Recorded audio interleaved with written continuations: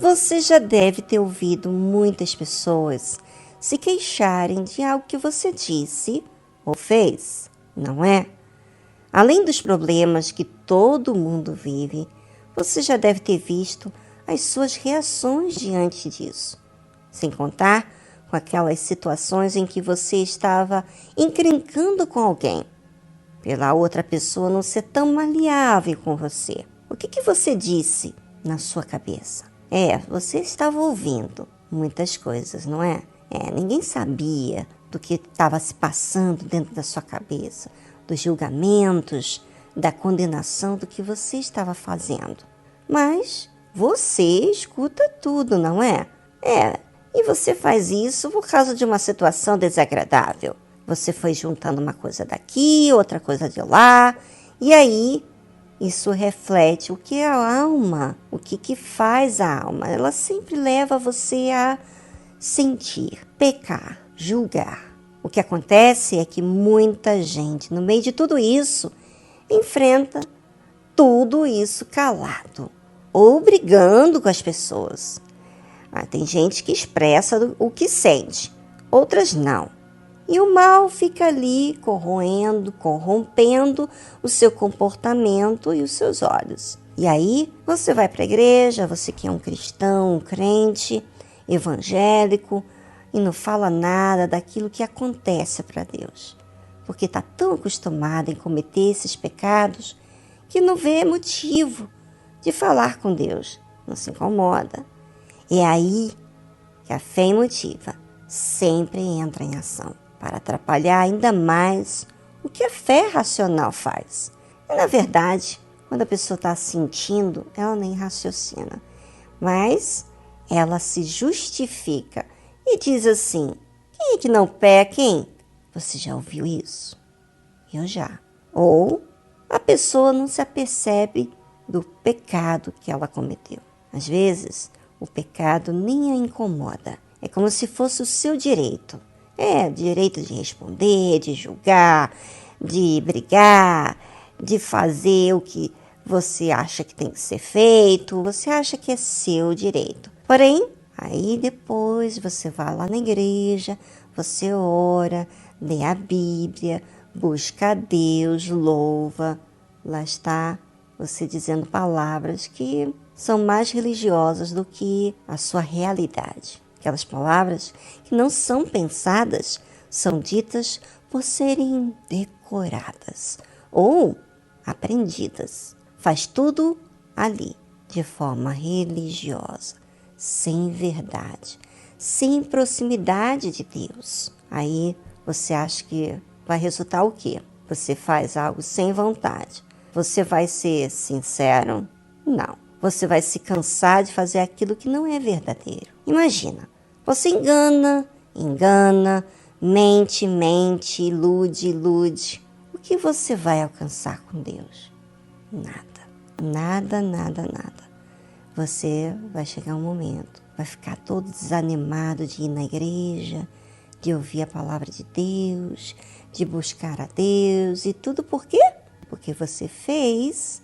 Sim, você fez, você orou, você buscou, você leu a Bíblia, mas fez mais por religião, fez por fazer, enganando a si mesmo e aos outros. Para quê? Fazer algo que não resulta em nada, hein? Não faz sentido. Mas como a pessoa está em uma fé emotiva, vai dizer para ela a verdade. Ela vai ficar muito brava. E a coisa é muito séria. Eu tenho uma imensa preocupação com a sua alma, ouvinte. Você pode dizer um monte de elogios, mas isso não resolve se você não atentar para quem você tem sido. Pense, por favor, medite sobre tudo que você tem sido. Tanto que você tem sido, do que você tem falado para Deus. E como que você tem feito as coisas na igreja, as coisas espirituais. Quem disse que pode ficar sem vigiar a sua alma? Não se deu conta dos perigos que a alma vive. E vamos ser sinceros, uns com os outros. Todo mundo peca, de um jeito ou do outro. Mas como você lida com seus erros? Aí diz muito sobre você, sobre a sua fé, sobre a sua consideração com a sua alma e, consequentemente, com Deus.